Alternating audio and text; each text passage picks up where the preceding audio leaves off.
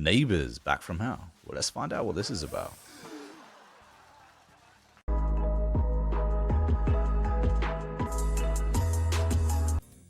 Hello and welcome to the Crickety Coolest. I'm the Monk and today we are reviewing a game called Neighbours Back from Hell.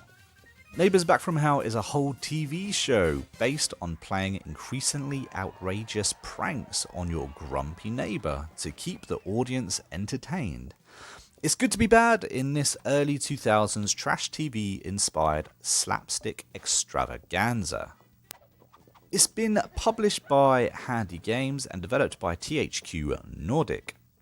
It's currently available on the PC, the Xbox, the PlayStation, and of course the Switch as well. So this can be played on pretty much anything at the moment and will probably set you back for around £15 thereabouts. It really does depend on what you buy it on and of course what country you buy it on, but it's around £15. So basically this game is very, very interesting. You are basically in a TV show. It's even set up episode based, season based. It's kind of set based. You kind of feel like the set in front of the audience. It could be canned laughter. You could be sitting in front of a live audience. It's that kind of feel to it. Like I said, this was a very, very interesting game. At first, I didn't know what I was doing. Apparently this is actually a remaster. This game originally came out a long time ago and they've decided to put it onto modern day consoles. And I've got to say I was not disappointed. I actually had a lot of fun playing this game. It took me a little while to actually understand what we were doing, but basically the idea is you are in this neighbour's house and you are playing tricks on him. There are all kinds of different things. As you just saw, I'm messing up with his TV antennas, which of course antennas do not look like that anymore. If you even have an antenna on your TV, you probably don't. But you can do all kinds of stuff. You can mess with his toilet roll, you can mess with his food, and as you go on, as you go further into the TV show, the pranks get more and more outrageous and outlandish, all kinds of stuff that can go on. It's really entertaining to see what will happen next. Also, the further and deeper you get into the storyline, the more rooms you actually unlock. There's a basement, there's an attic, he has a balcony, he has different rooms. It's really interesting just how much of this house unlocks as you go further and further into this game. Now this game on paper maybe doesn't seem, to have much depth through it, but there's actually 25 different episodes. And that is quite a lot. There's I think every episode at the beginning they maybe only take 2-3 minutes, especially if you know what you're doing. If not, then maybe 10 minutes an episode. And as you go further into the game, they do get longer. You do have to do more things in order to progress to the next episode, but you are looking around 10 minutes per episode, if you're semi good at the game. So the basics is you have 3 lives to play as many tricks on him as you can. You have counters at the top of your screen to tell you if you hit the flag, you can leave the episode and you're all cushy, or you could do every single available prank that is available in that episode to you. If he sees you, he beats you up and he throws you somewhere else in a house, and don't get caught, because sometimes he can throw you into a room that he is pretty much just walking straight on into, which sucks. But the pranks range from all kinds of different things, and it really is about your imagination and finding the right, how do we say this, like for instance, if you find a marker, where would you put that marker? What would you do that was mischievous? And you kind of figure out ways to do it within the episode that you're on.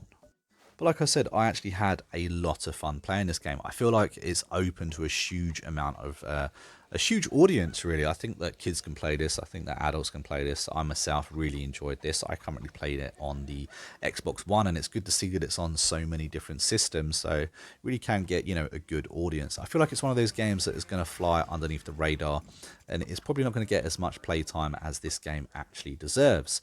But I, for one, can say that this game is probably worth buying. I mean, it's really cheap. There's definitely, a good few hours of playtime here.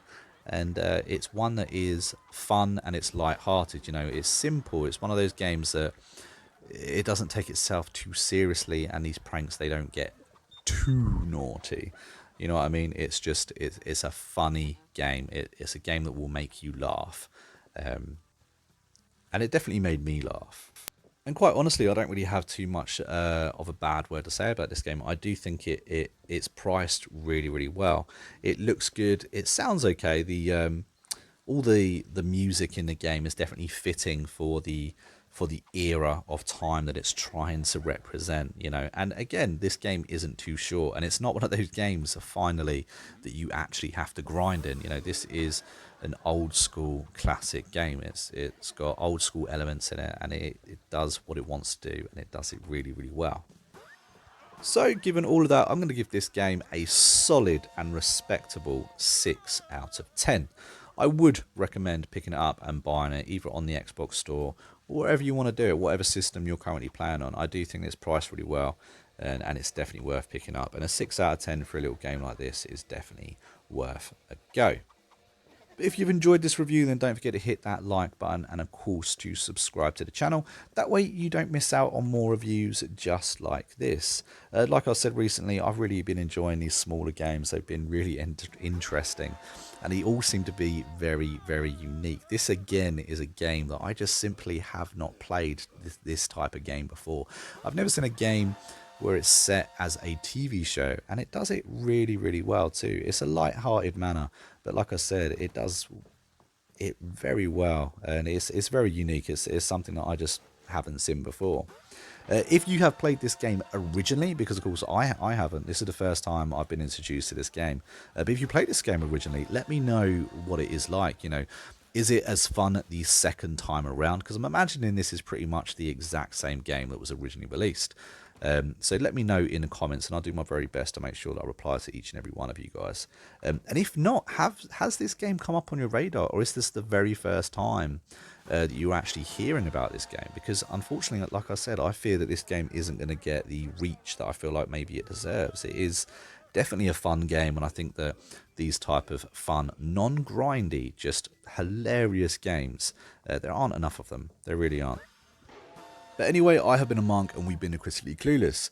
I'm going to try and do a few more of these indie games before some of these bigger games come out this year. Obviously, we're heading into the time when the bigger AAA rated games are coming out, and we are going to be absolutely swamped doing Watch Dogs, Assassin's Creed, and Cyberpunk.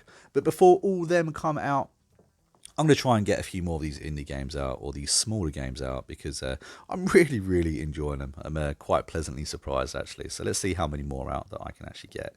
Anyway, from me, it's a goodbye, and I hope you enjoyed the video. I'll catch you guys real soon.